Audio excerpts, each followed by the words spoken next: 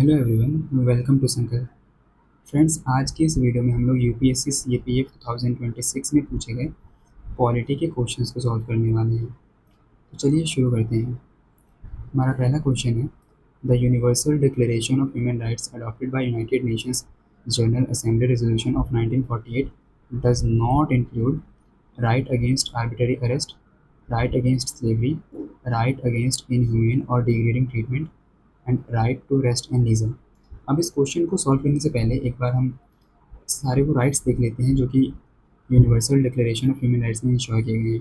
ये डिक्लेरेशन 1948 में साइन किया गया था, जिसमें कि टोटल 30 आर्टिकल्स हैं, यानी कि 30 राइट्स हैं, 30 आर्टिकल्स हैं।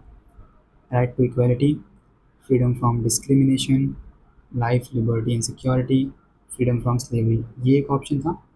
Freedom from torture and degrading treatment वगैरह सब इसमें आता है, ये एक ऑप्शन था।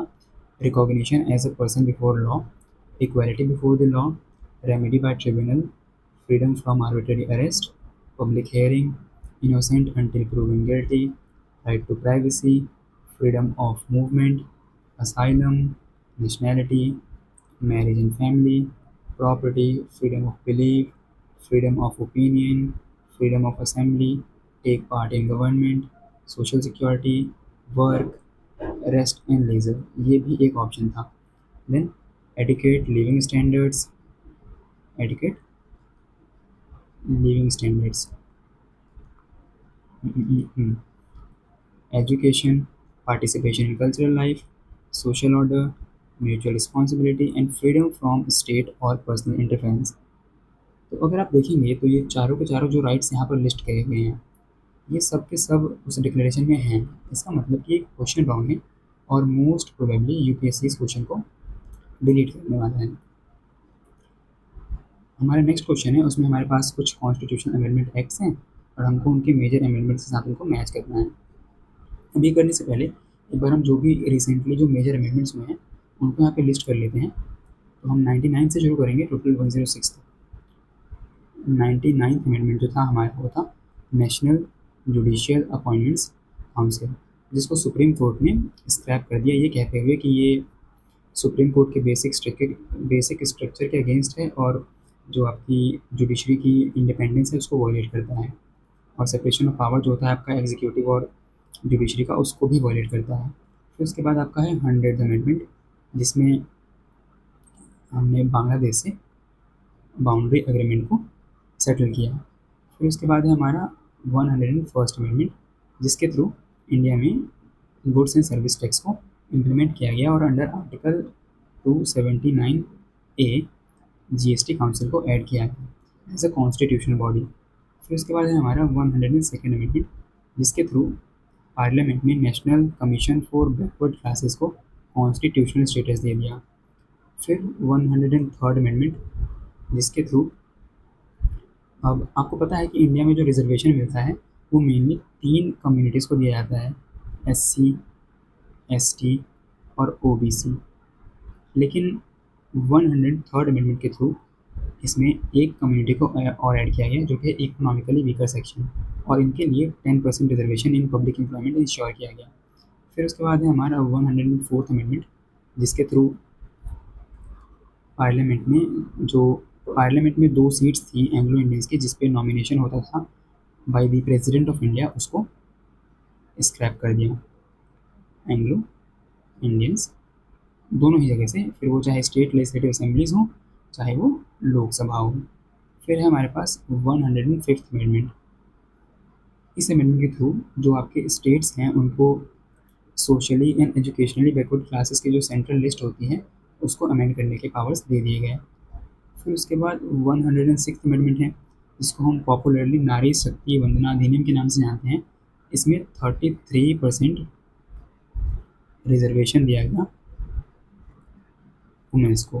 ठीक, तो अब आप इन अमेंडमेंट्स को देखकर बहुत ही इजीली इस क्वेश्चन को सॉल्व कर पाएंगे। इसका आंसर है ऑप्शन सी। फिर उसके बाद हमारे पास नेक्स्ट क्वेश्चन है, जिसमें हमको which of the following statement about public interest litigation is और करेक्ट स्टेटमेंट बताना है। फर्स्ट स्टेटमेंट है, in India it adheres to strict requirement imposed by doctrine of locus standard. Doctrine of locus standi. अब अगर मैं बहुत ही simply बताऊं तो ये डॉक्ट्रिन ये कहता है कि जुडिशरी में यानी कि कोर्ट में वही इंसान जा सकता है जो कि अग्रीव्ड हो। अगर मेरे राइट्स का वॉल्यूशन हुआ है तो उसकी कंप्लेंट करने मैं जाऊंगा। लेकिन हम एक एग्जांपल लेते हैं। मान लीजिए कि किसी इंसान को इलीगली डिटेन कर लिया गया, ठीक।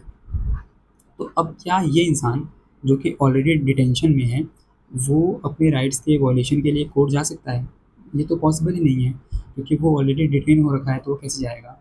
तो उसके प्लेस पे किसी और इंसान को जाना पड़ेगा, फिर चाहे वो उसके रिलेटिव्स हों या चाहे वो उसका कोई फैमिली मेम्बर हो। तो यहाँ क्या हुआ, यहाँ ये जो डॉक्ट्रिन था लोकस स्टैंडाई का, जो ये कहता है कि अग्रीव्ड पर्सन ही जुडिशरी जाएगा, उस डॉक्ट्रिन को इम्पोज नहीं किया गया और कोई भी इंसान उस इंसान के लिए जो डिटेन हो रखा है कोर्ट जा सकता है और हेबियस कॉर्पस की पिटीशन को फाइल कर सकता है।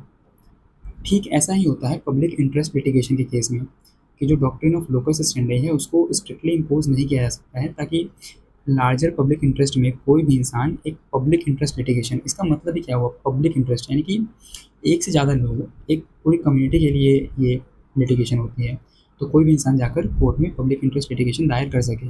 लेकिन ये स्टेटमेंट क्या कह रहा है कि इधर स्ट्रिक्ट रिक्वायरमेंट होता है, ऐसा नहीं है, ये स्टेटमेंट गलत है। फिर इसके बाद लेटर टू जजेस may be treated as a petition, ये स्टेटमेंट बिल्कुल सही है।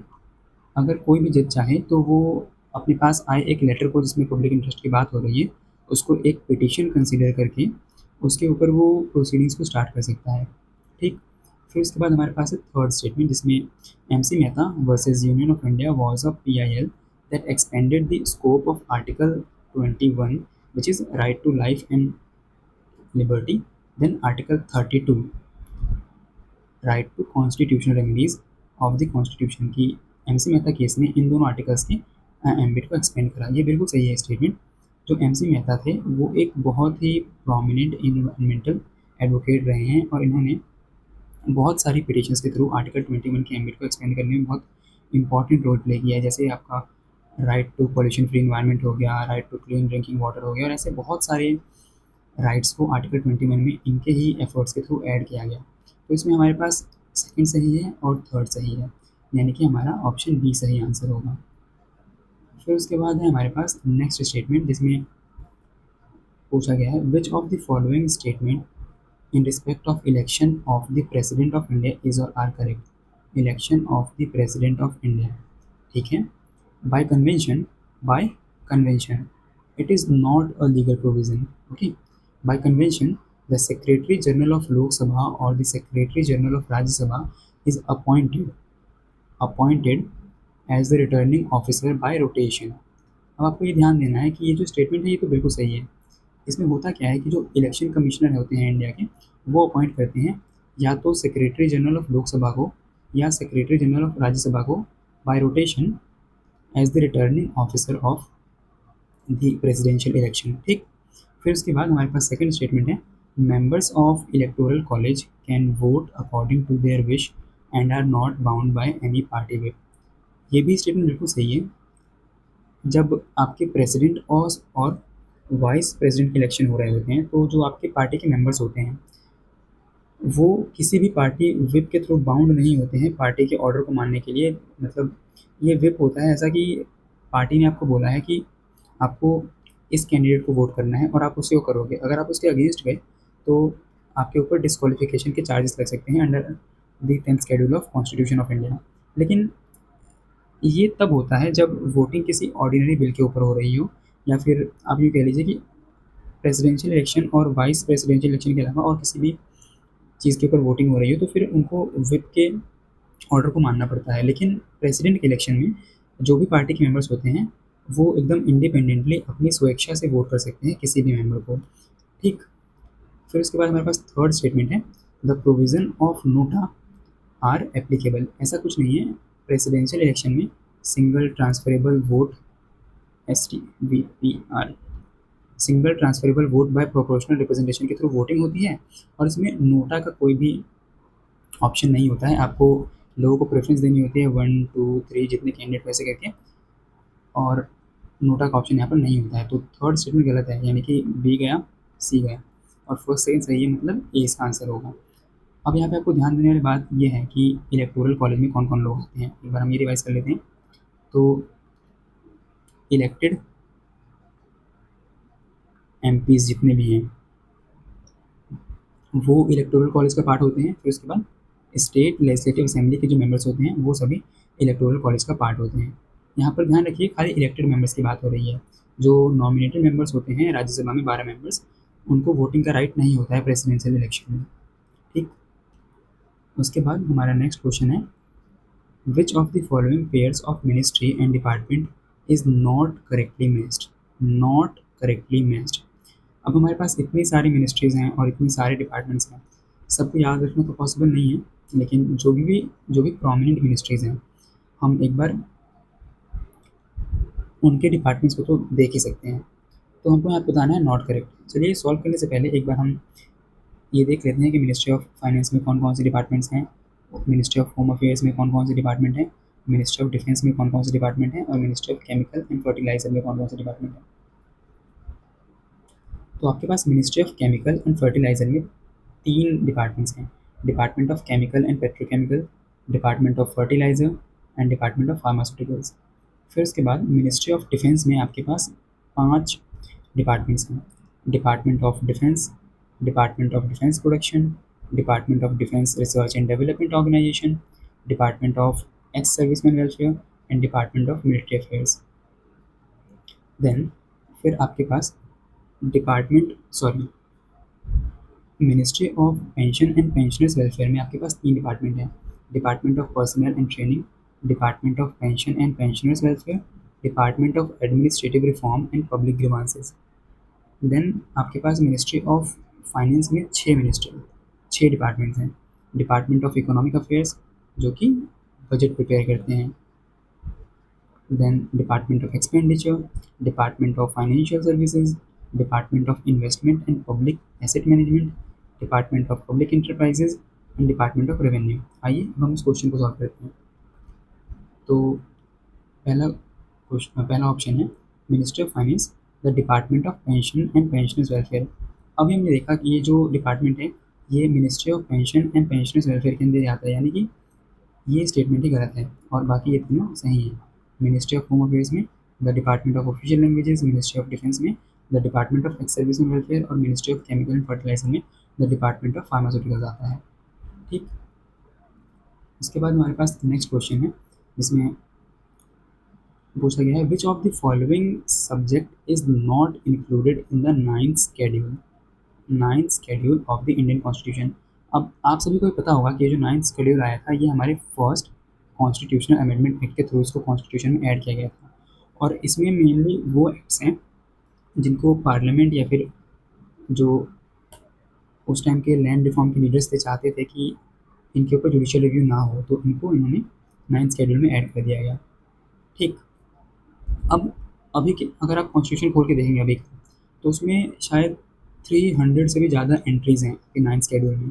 तो क्या इन सबको याद रख पाना पॉसिबल है? बिल्कुल नहीं। अब अगर आप इसका आंसर पूछेंगे तो आंसर तो इसका डी है, द कंज्यूमर प्रोटेक्शन एक्ट। लेकिन ये क्वेश्चन बिल्कुल एकदम एब्सर्ड क्वेश्चन है, इसको याद रख पाना इन चीज़ों को बिल्कुल भी पॉसिबल नहीं है। तो इनके ऊपर ज़्यादा टाइम अपना वेस्ट ना करते हुए हम बढ़ते हैं नेक्स्ट क्वेश्चन की तरफ। Question number 10, which of the following statement in respect of the north eastern council is correct. आपको बताना है करेक्ट कौन सा है। The council is the nodal agency under the ministry of home affairs. ये यही गलत हो गया। ये जो काउंसिल है ये मिनिस्ट्री ऑफ होम अफेयर्स के अंदर नहीं आती है, ये आती है ministry of development of north eastern region के अंदर। Ministry of development of north eastern region के अंतर्गत आती है ये, यानी कि ये गलत है। The council consist of governors and the chief minister of 8 north eastern states along with 3 members nominated by governor. ये गलत हो गया यहाँ पे जो 3 मेंबर होते हैं नॉमिनेटेड, वो पहली बात तो स्टेट से नहीं आते हैं, प्रेसिडेंट उनको नॉमिनेट करते हैं सेंट्रली, और फिर उसके बाद गवर्नर नहीं करते हैं, प्रेसिडेंट करते हैं, यानी कि ये स्टेटमेंट आपको गलत हो गया। फिर उसके बाद third statement, the council was constituted in 1971 by an act of parliament. 1971, ये स्टेटमेंट बिल्कुल सही है। फिर Manipur was added as the 9th 8th member state in the north eastern council. तो ये जो स्टेट था ये मणिपुर नहीं था, ये था सिक्किम।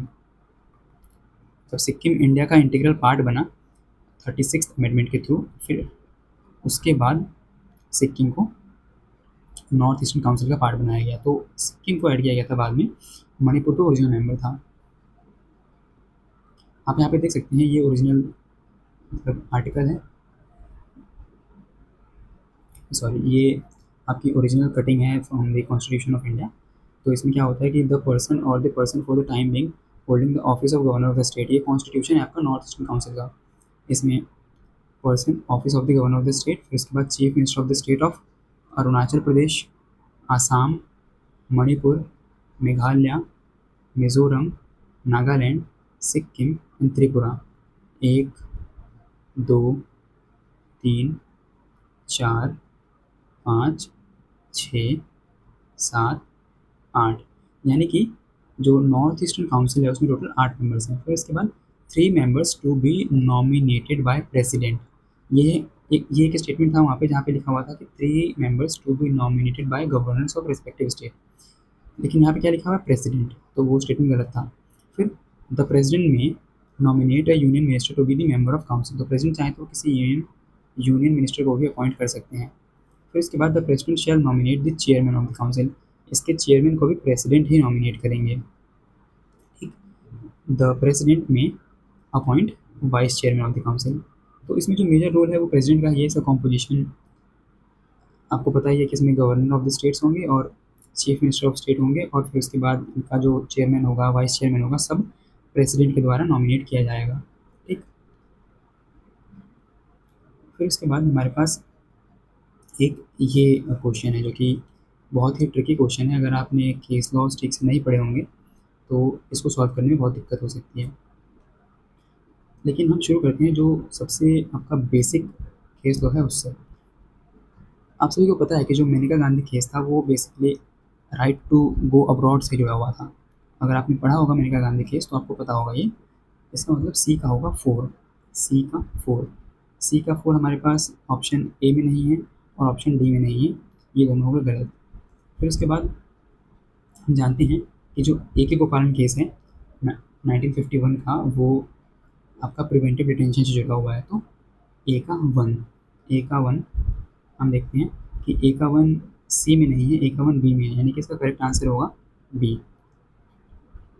बी का 3 K M Nanavati versus state of Bombay, ये examining the power of suspension of sentence by the governor से जुड़ा हुआ है। फिर उसके बाद जो आपका डी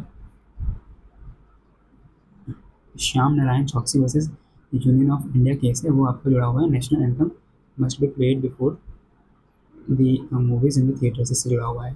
ठीक, चलिए हम बढ़ते हैं नेक्स्ट क्वेश्चन की तरफ। जो हमारा नेक्स्ट क्वेश्चन है, which of the following statement in respect of the nature of federal system in India is और आर करेक्ट। इंडिया के फेडरल सिस्टम के नेचर के ऊपर कुछ स्टेटमेंट्स हैं जिनको आपको देखना है और हमको चूज़ करना है कौन से करेक्ट हैं।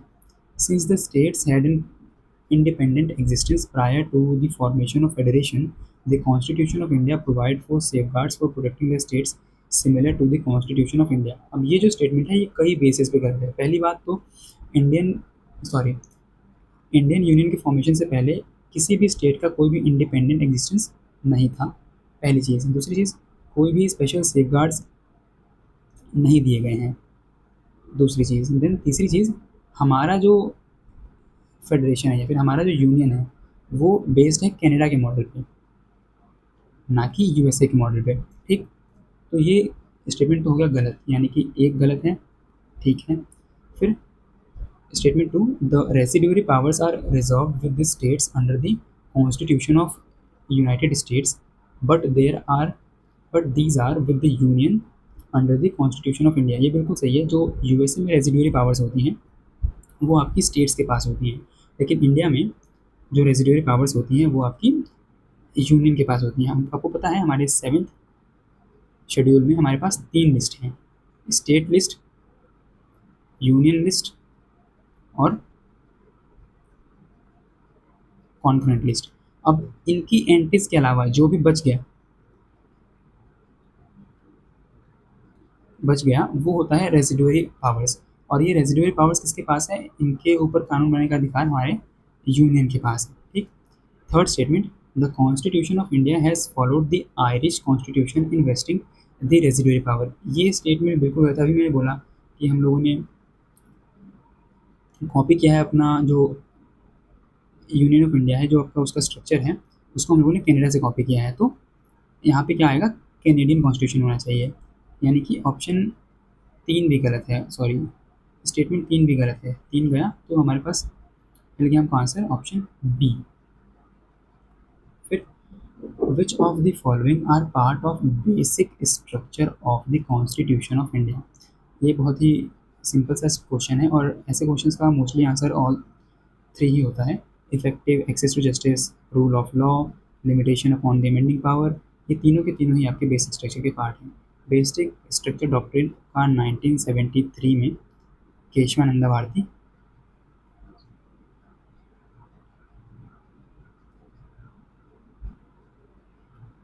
केस में सुप्रीम कोर्ट ने दिया था। और ये क्या है? ये एक ऑर्गेनिक क्या है इसके थ्रू हमारे पास? Basic structure.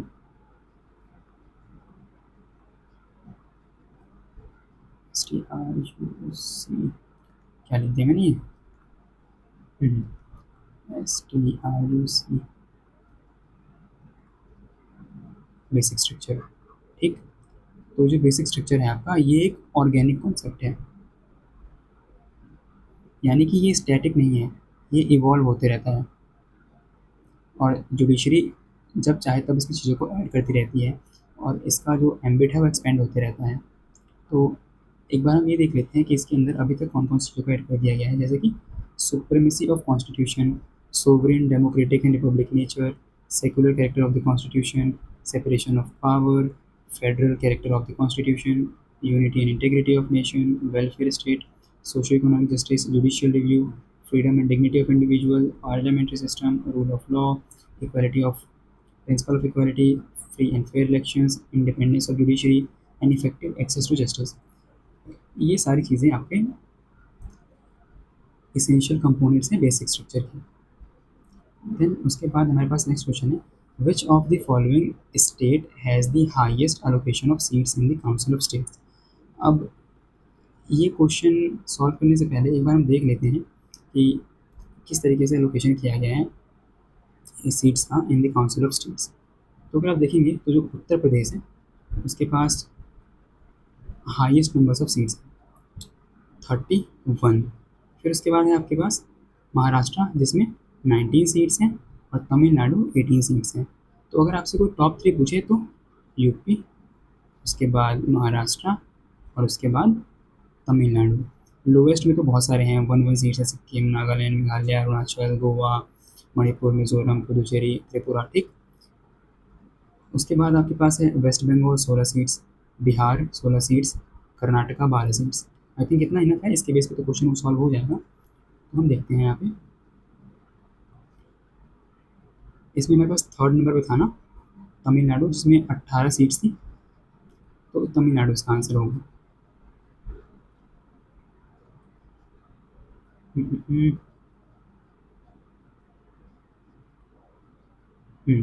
तमिलनाडु में 18 सीट्स थी, तो तमिलनाडु इसका आंसर होगा।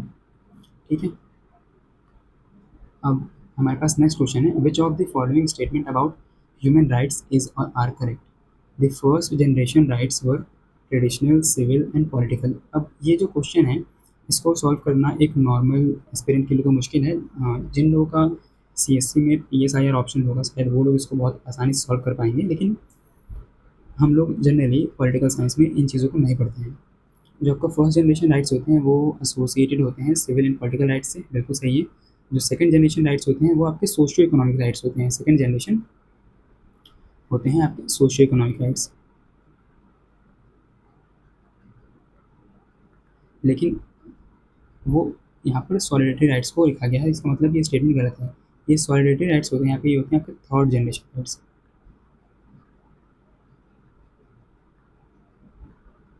ये होते हैं थर्ड जनरेशन राइट्स। ये आप यहाँ पे पढ़ सकते हैं, देख सकते हैं कि यहाँ पे फर्स्ट जनरेशन राइट्स हैं, सेकंड है, थर्ड है। फर्स्ट में सिविल एंड पॉलिटिकल आते हैं, सेकंड में इकोनॉमिक, सोशल, कल्चरल आते हैं, थर्ड में कलेक्टिव राइट्स यानी कि सॉलिडेरिटी राइट्स आते हैं। फिर हमारे पास नेक्स्ट क्वेश्चन है, which of the following statement about article 21 of the constitution is और are correct? It contains a provision against ex post facto legislation. इसका मतलब क्या होता है, एक्स पोस्ट फैक्टो लेजिस्लेशन?